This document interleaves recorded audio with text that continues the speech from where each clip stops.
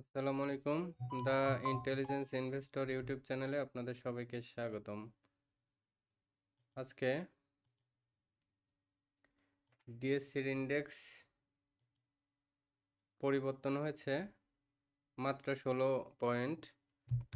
যেটুকুই হোক, মানে ট্রেন্ডটা থামানো এটা একটা ভালো দিক, বাট এই সকল ক্ষেত্রে যেটা হয়, দেখেন ডিএসসির ইন্ডেক্স চার্টে চলে যাই।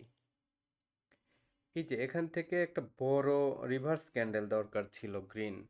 এখানে এই ক্যান্ডেল, এত ছোট গ্রিন ক্যান্ডেল কোনো সিগনিফিকেন্ট কিছুই না। কয়দিন কারেকশন হয়েছে? 1 2 3 4 5 6, 6 দিন কারেকশন হয়েছে।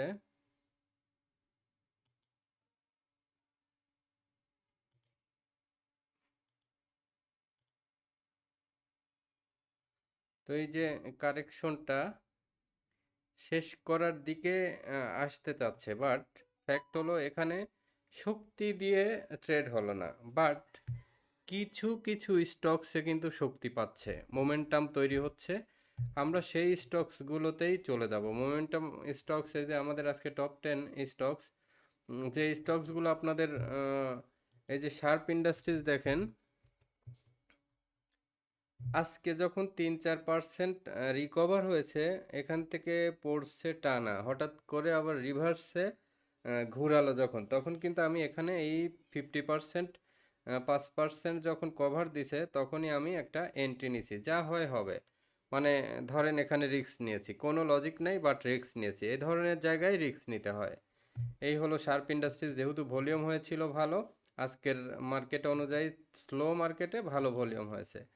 এরপরে এসআইসিএল দেখেন, এসআইসিএলটা আজকে আহ, এই যে অনেক কয়টা ডাউন ট্রেন্ড, এখানে দেখেন এই জায়গাটাকে আজকে ব্রেক করে একটু উপরে উঠলো, এটা পজিটিভ সাইন। এখন নেক্সট রেজিস্ট্যান্স কত? 42 4 43 30, এ পর্যন্ত আশা করা যায় এই স্টকসটি আপাতত। এরপরে চলুন চলে যাই টেকনোডাক। টেকনোডাক তো আজকে খুবই ভালো ট্রেন্ড নিয়েছে। আমার তো টেকনোডাক নিয়ে আশাবাদী বেশি। কেন আশাবাদী? দেখেন এই যে এখান থেকে প্রতিটা সুইংয়ে যদি চিন্তা করেন, এখান থেকে সব সময় আপ ট্রেন্ড হয়েছে, এখান থেকে আপ ট্রেন্ড হয়েছে। এই যে হায়ার হাই, এই ট্রেন্ডটা এখানে নষ্ট হয়েছিল এই জায়গায় এসে, এই জায়গাটায় এসে যদি ট্রেন্ডটা ধরি, এই জায়গায় নষ্ট হয়েছিল। বাট এখানে দেখেন এই যে আগের লোয়ার লো তৈরি করেনি, কিন্তু এখানেও লোয়ার লো তৈরি করে নাই, সব জায়গায় কি করতেছে? হায়ার হাই তৈরি করতেছে। তাহলে এই যে মাঝে মাঝে যে মাইনর, এগুলো ধরা যাবে না, ট্রেন্ডটা মূলত এইটা। তো এইখান থেকে যখন আবার আরেকটা হায়ার হাই তৈরি করবে, তখন কি এ কিন্তু একটা পুরো মোমেন্টামে চলে যাবে। আর নিচে দেখেন এই যে ছোট ছোট ক্যান্ডেলের পর একটা বড় গ্রিন ক্যান্ডেল, এই জায়গাটা মোটামুটি রিভার্সের জন্য খুব ভালো জায়গা। সো এটাকে মোটামুটি আজকে এন্ট্রি নিয়েছি, আপনারাও এন্ট্রি নিতে পারেন। এখান থেকে একটা ভালো রিটার্ন আশা করা যায়। সমরিতা কি করবেন? সমরিতা থেকে প্রফিট টেক করবেন।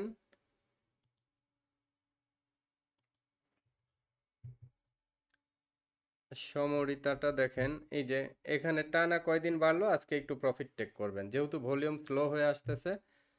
সমরিতা থেকে প্রফিট টেক করবেন। এশিয়াটিক ল্যাবটা দেখে আসি। এশিয়াটিক ল্যাব ওই যে একটু বাড়ার কথা, এখান থেকে এই যে মোমেন্টাম 139 দিকে হতে পারে, এখানে একটু ছোট ছোট ভাঁজ দিচ্ছে, বাট এই পর্যন্ত যেতে পারে, মোমেন্টাম আছে মোটামুটি। রিলায়েন্স ইন্স্যুরেন্সটা দেখে আসি। রিলায়েন্স মিউচুয়াল ফান্ড কিন্তু আজকে সবচেয়ে ভালো অবস্থানে আছে। যে একটা গ্রিনের পরে এই যে ছোট্ট রেড ক্যান্ডেল, এটা হচ্ছে যে মোটামুটি মোমেন্টাম পজিশন। গ্রিনের পরে ছোট রেড থাকা মানে পরের দিন আবার গ্রিন করার সুযোগ থাকে। সো রিলায়েন্স নিতে পারেন। রিলায়েন্স ইন্স্যুরেন্স ভালো আছে, বাট এটা দেখবো না। রিলায়েন্স মিউচুয়াল ফান্ডটাই আপনারা নেবেন। এরপরে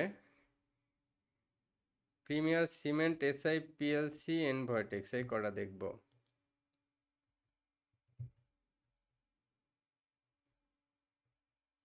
প্রিমিয়াম সিমেন্টটাই যে মোমেন্টাম তৈরি হচ্ছে, এখান থেকে দেখেন, এখান থেকেই যে 56 পর্যন্ত যাওয়ার একটা সুযোগ আছে। যদি এখানে তো থামবে না, এই পর্যন্ত যাওয়ার একটা সুযোগ আছে, বাট এটাকে আমি বাই সাজেস্ট করব না।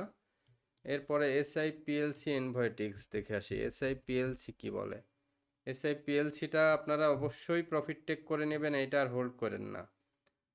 ইনভয়েটেক্সটা থেকেও আপনারা প্রফিট টেক করে নেন। ও না, ইনভয়েটেক্স প্রফিট টেক করেন না, এখানে এই যে 3টা গ্রিনের পরে ছোট্ট রেড, এটা কিন্তু পজিটিভ, পরে আবার গ্রিন দিয়ে আবার আপ ট্রেন্ডে যেতে পারে, এই যে ছোট রেড থাকা ভালো, এটা সমস্যা না। এরপরে অরিয়ন ইনফিউশন, অরিয়ন ইনফিউশন কিন্তু অনেক দিন ধরে আপনাদের বলতেছি কালেকশন করতে। কালেকশনের এই যে শেষ মোমেন্টাম, এখন যেটা হবে কি, এখান থেকে ও 280-র দিকে আসতে পারে, এখানে একটা সুইং নিতে পারে, বা যেভাবে ট্রেন্ড হচ্ছে ট্রেন্ডটা ক্লিয়ার করতে ও কি করবে, পরবর্তীতে এখানে 285 পর্যন্ত আসলে একটা ট্রেন্ড ক্লিয়ার হয়, বা এই যে এই জায়গাটাও ক্লিয়ার হয়। তো এখন এটা যেভাবে আজকে মোমেন্টাম নিল, আশা করি নেক্সট টাইমে এটা, আর এটা কিন্তু নিচের থেকে যখন বাড়া শুরু করে তখন টানা হল্টেড হয়, এটা হচ্ছে যে এটার একটা পজিটিভ সাইড। এরপরে আর কি আরেকটা স্টকস দেখবো যে রানার অটো দেখবো, বিডি ল্যাম্পস দেখবো। রানার অটোটা দেখেন 3 দিন বাড়ার পরে যে ছোট্ট রেড, এটা কিন্তু খুবই পজিটিভ। এটা আমি সবসময় এ ধরনের স্টকসকে বাই সাজেস্ট করি। তারপরে বিডি ল্যাম্পসটা দেখেন, বিডি ল্যাম্পসটা এখনো মোমেন্টাম ঠিক আছে, এই যে মোমেন্টাম এখান থেকে এইটুকু রিকভার করে আবার উঠতেছে, তার মানে কি মোমেন্টাম নেবে আর একটু বাড়বে বিডি ল্যাম্পস। বিডি ল্যাম্পসের পরে মতিন স্পিনের কিন্তু মোমেন্টাম ঠিক আছে। মতিন স্পিনটা দেখেন, মতিন স্পিনে যে 2টা গ্রিনের পরে ছোট্ট রেড, তো এই মোমেন্টাম এটা ঠিক থাকে, পরে হয়তো আবার পরের দিন আরেকটা গ্রিন ক্যান্ডেল দিবে। এই ধরনের ট্রেন্ড ভালো, ছোট ছোট যেগুলাই রেড আছে এগুলো কিন্তু পরের দিনের জন্য আবার রেডি। এরপরে এর বাইরে কয়েকটা স্টকস তৈরি হয়েছে, যেগুলা দেখি টপ 10-এর বাইরে দেখেন, দেশবন্ধুটাই যে এইখানে যে ক্যান্ডেলটা দিয়েছে, এটা কি হ্যামার, এখান থেকে ওয়াই আকৃতির একটা শেপ হবে, যেভাবে পড়েছে সেইভাবেই দেখবেন আবার বাড়বে, তার মানে কি 20 টাকা থেকে 22 টাকা 6 পয়সা, বা 23-24 টাকা ওয়াই আকৃতির যদি একটা শেপ করে। সো এইখানে বেশি করার সম্ভাবনা এই 22-6। সো এটাকে খেয়াল রাখেন। দেশবন্ধু একটা মোমেন্টাম নিয়েছে, আরেকটা কেনার সময় হয়ে এসেছে এডিএনটেল। দেখেন এডিএনটেলটাই যে কারেকশনের শেষ পর্যায়ে সেই যে এখানে সাপোর্টে যখন ঘুরে যায়, এটা কিন্তু একটা ট্রেন্ড চেঞ্জের লক্ষণ। বাট ভলিউম ভালো হয়নি, বাট এখানে সাপোর্টে একটা পজিটিভ ইয়ে, এটা ভালো একটা স্টকসের জন্য। এরপরে নাভানা ফার্মা দেখে আসি চলুন। নাভানা ফার্মা রেডি হচ্ছে, এই যে নাভানা ফার্মাটাও দেখেন এই জায়গা থেকে ঘুরে, এই যে রেডের পরে ছোট রেড এবং গ্রিন, তার মানে কি এখানে মর্নিং স্টার তৈরি হয়েছে। নাভানা ফার্মা কিন্তু এখান থেকে মাস্ট ঘুরবে, নাভানা ফার্মাকে 3 তারকা দিয়ে দেন, 3 তারকা দিয়ে দিলাম আমি, আপনারা 3 তারকা দিয়ে দেন নাভানা ফার্মাকে। এরপরে এন টিউবসটা দেখেন তৈরি হয়ে গেছে আজকে,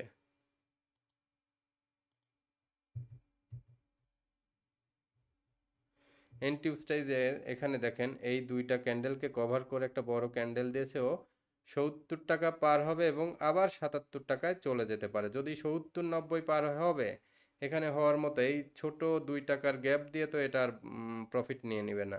সো আবার 77 টাকা যাওয়ার সুযোগ আছে। তো ন্যাশনাল টিউব যাদের আছে তারা নিতে পারেন, নতুন করে নেওয়ার দরকার নেই। এরপরে আরেকটা স্টকস তৈরি হয়েছে দেখেন, পেনিনসুলা। পেনিনসুলা এই যে নিচের থেকে রিভার্স ক্যান্ডেল দিয়েছে, এরপরে আরেকটা স্টকস তৈরি হয়েছে আইটিসি, দেখেন আইটিসি আবার এখান থেকে রিভার্স ক্যান্ডেল তৈরি হয়েছে, এই যে বাড়বে। এই ধরনের পজিশনগুলো ভালো, এখান থেকে সাধারণত বাড়ে, এখান থেকে কি এই যে 52 টাকা 54 টাকা আবার যাওয়ার একটা সুযোগ আছে। সো এখন আপনাদের সামারাইজ করলে সবচেয়ে মোমেন্টাম স্টক যদি ধরি, 1 নম্বরে টেকনোড্রাগ রাখবো, 2 নম্বরে শার্প ইন্ডাস্ট্রিজ রাখবো, 3 নম্বরে রাখবো রানার অটো,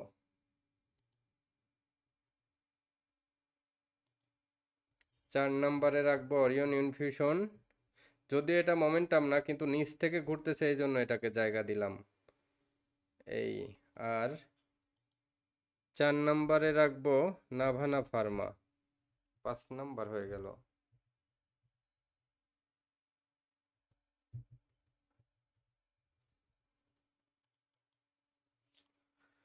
6 নম্বরে রাখবো আইটিসি। 7 নম্বরে রাখবো রিলায়েন্স ওয়ান।